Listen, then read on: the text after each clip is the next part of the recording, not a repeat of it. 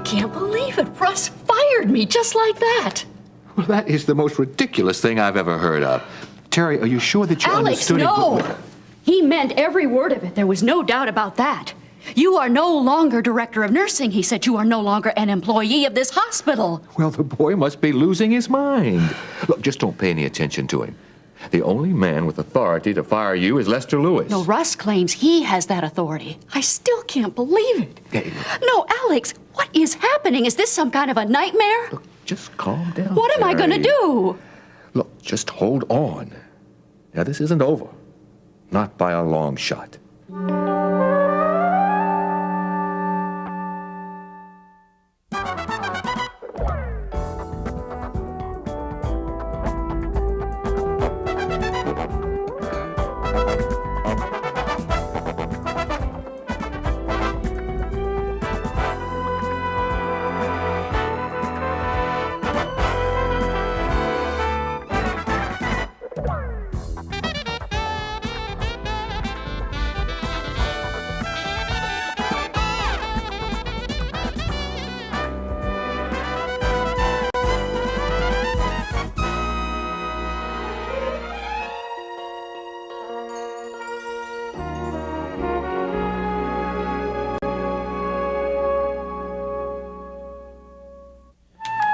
Memo to Lester Lewis from Russ Weaver regarding the elimination of unnecessary supervisory personnel.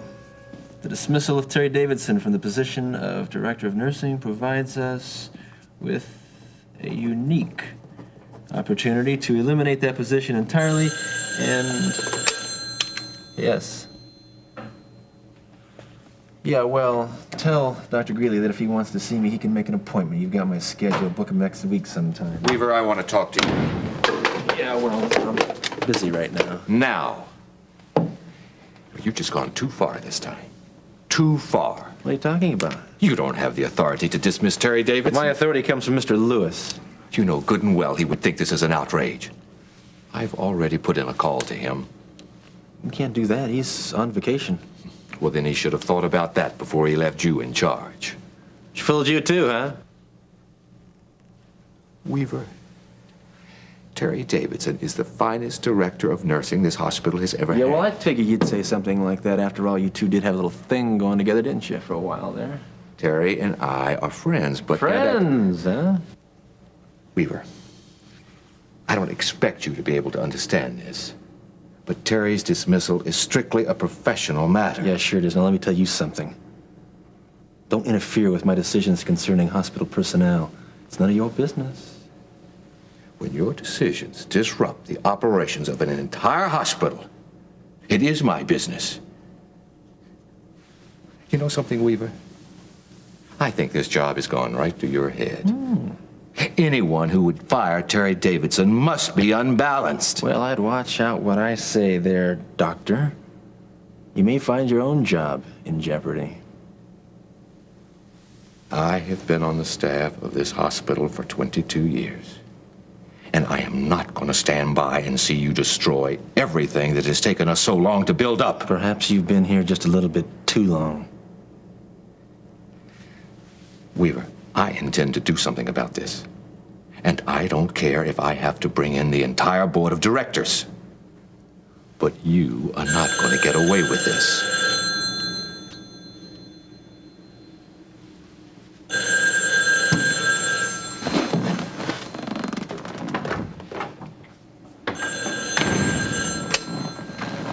Yes. Vince. Yeah, as a matter of fact, send him in. Boy, that guy looked like he was ready to explode. Yeah. What's the problem? No problem.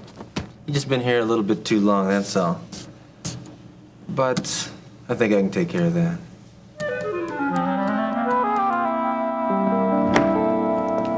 Mr. Carpenter? How are you feeling this morning? Oh, about as well as could be expected. Well, Dr. Greeley tells me you're coming along just fine. Did Miriam ask you to stop by? She mentioned it, but I would have anyway. Well, frankly, Mrs. Davidson, I'm in no mood for small talk today. Mr. Carpenter, you seem upset about something. Is there anything I can do?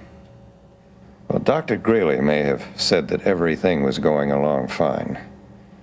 But the picture he painted for me wasn't quite so optimistic. Oh? I'm sorry to hear that. The results of the angiogram came back. He says there's a partial blockage on 2 arteries and total on another. The anterior artery. That's right. And what that means is a triple bypass operation. As I understand it, they take a vein from my leg and... Yes, that's pretty much what's involved in the procedure. I know it sounds complicated, but it's a well-established surgical technique. Well, last year in this country alone, there were over 100,000 bypass operations performed. How encouraging. Unless, of course, you're the one that's going under the knife. I understand. Do you? I wonder. How can anyone understand what it's like to lie here and wonder what's going to happen? That your life is... Mr. Carpenter, I know how difficult this must be for you. I've never really thought very much about death. But now that's all I think about. And I can't believe that this is all there is. To life, you mean? Yes. It's difficult to explain. I feel I'm not ready yet. The kind of man I've been. Many things that I do differently. There's always time to change, Mr. Carpenter. That depends on what happens on that operating table, doesn't it?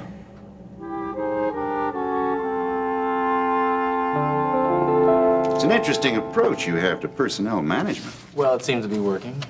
Like a loaded revolver beats 4 aces every time. What do you say that we don't look too closely into certain areas of each other's lives, Vince? Who's looking too closely? Certainly not me. End of conversation.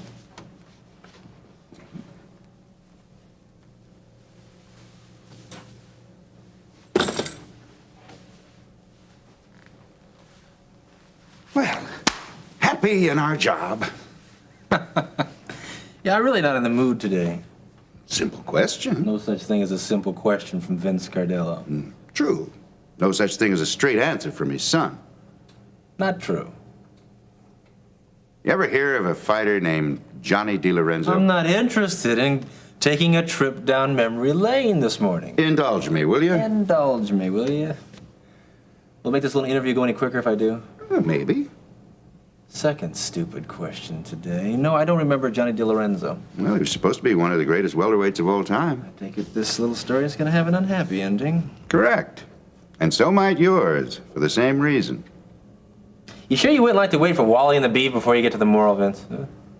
Johnny DiLorenzo. You see, his problem was that he promised more than he could deliver. Got a little taste of success, went right to his head. He thought, once you paid your dues, that it was all downhill. I lost a lot of money on him. So what are you saying, that there's a back room somewhere with the laying odds on me? Yeah. Yes, maybe. Take it then, Vince, because I'm going the distance. No, I don't think I will. I don't like to make the same mistake twice. Your loss. Let's hope so.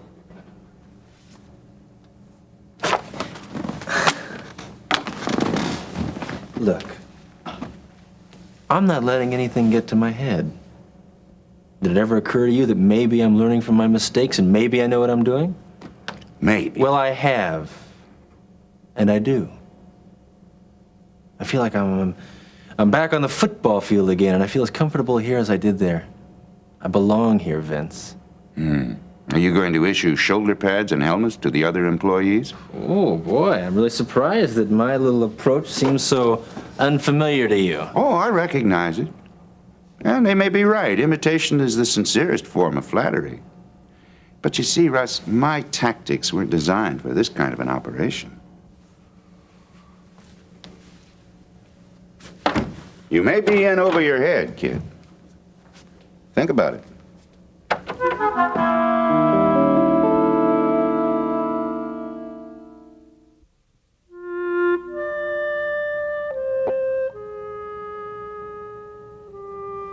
Mr. Carpenter, your attitude is just as important as anything the surgeon does. Maybe I should save myself some trouble from the start. Oh, I realize this is difficult for you. Do you? Did you also realize that my daughter will not be here when I undergo this minor miracle? Well, I'm sure she will. Oh, no, I think she intends to be up in Canada with her mother. Why? Well, maybe she's just trying to get even. That doesn't sound like Miriam. Mrs. Davidson. Wait a minute. You just found out about this surgery this morning. Yes, but Miriam doesn't even know about it yet. Now, I'm sure when she does, she will change her plans and stay here with you. don't count on it. Mr. Carpenter, your daughter loves you very much. I think she will. As a matter of fact, I wouldn't be surprised if your wife came back. Oh, wouldn't that be lovely? And we could all be a big, happy family again. Mrs. Davidson, do me a favor. If my wife does come back, keep her away from my life support equipment. I would point out that she's suing me for everything I'm worth. It would be better if I died. And then she wouldn't get a penny.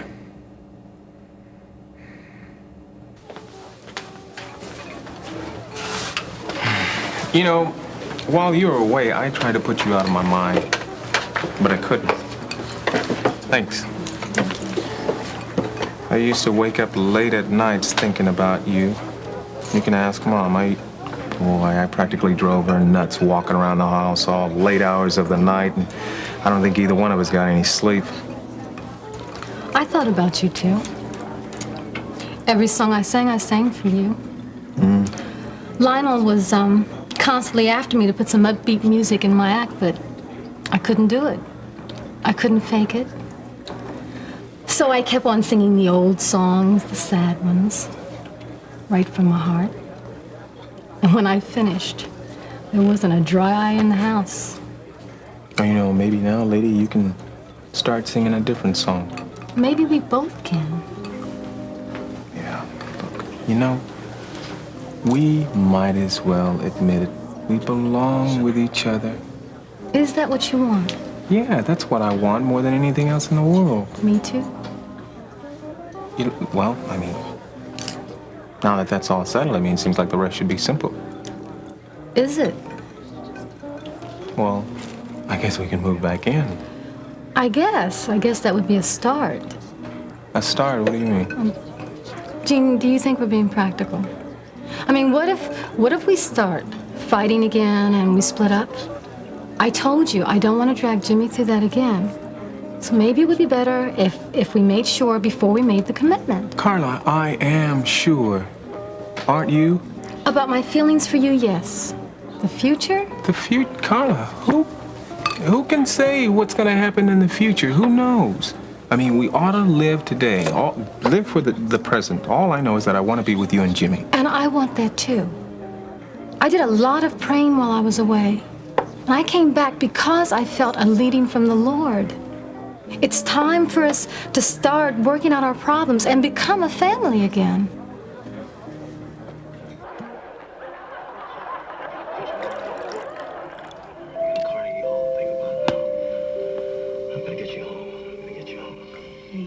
Turn that thing off. I said off.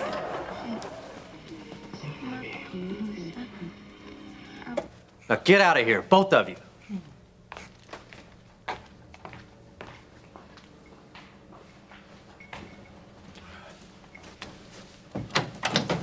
It's about time.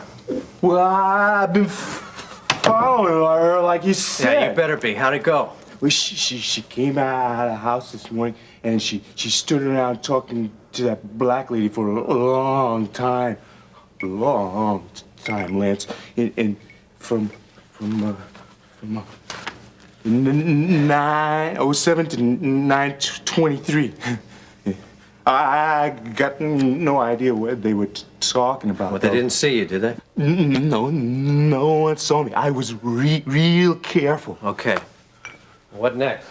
Then she went to the lawyer's office. You know where you showed me before? And I stood around there and I waited all morning, but she never came out of there.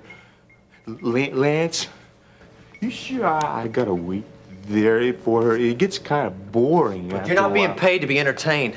I want you back there this afternoon to scout out just what she does when she gets off work. Sure, Lance. Yeah, I'll be there. You just keep track of everything like you've been doing, okay? This watch you got me, it's real nice, Lance. Thanks. You know, it tells you the date and everything. All you gotta do is push this button right here, and then it'll tell you what day it is. See? Just as long as you can tell the time, that's all I care about. I didn't even know to tell you what day it was. I was just messing with it, you know, while I was waiting around, you know, and there it was.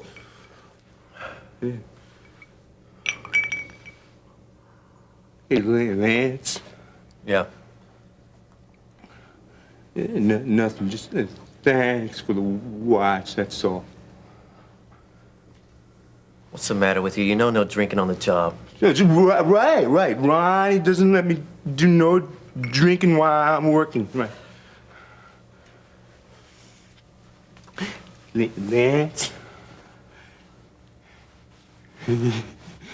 you lied to me about Babs Farley. You said she had black hair. She does. No, she don't. What are you talking about? It's blonde. I see it. It's real pretty. You stupid jerk. What did you do? Did you follow the wrong broad? No, I swear. She came out of the house like you said, and she went to the lawyer's office just like you said. If you screw this up, you're gonna get it, buddy. No, I got the right girl. I know I do. She just got the wrong hair, that's all. Well, maybe she dyed her hair. I'm gonna check it out. I don't want any mix-ups this time. No, you got me? No mix-ups. I promise. I done it right. Yeah. If you blow this, we're dead. Both of us. I said I got it right. I gave you a break here. Now, don't you blow it for me. I won't, Lance. I like it here a lot. Did you say what I thought you said? What do you think I said? That you're willing to go to a marriage counselor? Yes, if that's what it takes to put our marriage back together. Yes, I'm willing to do that. I mean, I'm not gonna let anything keep us apart. And least of all, my stubborn pride, if that's what you want to call it. You really mean it, don't you? Mm-hmm. I just knew the Lord was bringing me back here. And what you said just convinced me we're going to make it this time. I know it. Well, you know what else, lady? I've decided that I'm gonna keep an open mind about everything concerning us. Well, what made you change your mind? One night, I came over to see you, you know, just before you left. Jimmy was at a friend's house, and you were sitting in the dark eating a TV dinner. I remember. And I said that we were passionate people. You remember that? And that made our good times incredible. And the bad times unbearable. Yeah. Yes. I also said that I was afraid of what it would mean if we changed and afraid of, well, what we would lose if we didn't. But I was wrong. The passion that we had for each other may have made us strong for a time, but that was only for a little time. And I mean, it weakened us in more ways that we haven't even been able to overcome yet. But my love for you shouldn't be based on those kinds of expectations. Now, I'm willing to get help because I'm hopeful that beyond that first passion, there's another passion that springs from meeting each other's needs. And I want to meet your needs. I love you. I know that there are more specific problems, Carla. My difficulty with the men in your past, but that stems from, well, a deeper problem. Where did you get this newfound awareness from? Are you ready for this? I don't know. Babs. Babs. Babs. She may not be a marriage counselor, but she seems to be an expert when it comes to husband and wives. Well, she would know a lot on the subject. You know, something else that little lady did? She helped me to realize that there was two sides to every question in a marriage. And what's important is that the two people involved talk openly and honestly. Yeah, that's right. That's exactly what she said. But more important than that is that you're willing to put aside your own interests in favor of the other person. Now, I know that may seem like a difficult thing to do, but I think it would help put a lot of divorce lawyers out of business.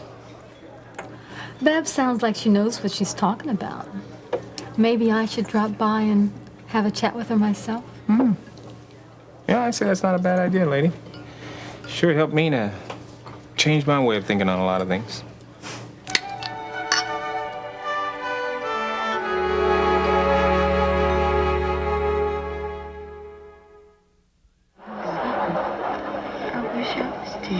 I'm not gonna take any chances, Blue. I'm gonna go with you this time and check out that blonde. I wanna make sure it's Babs.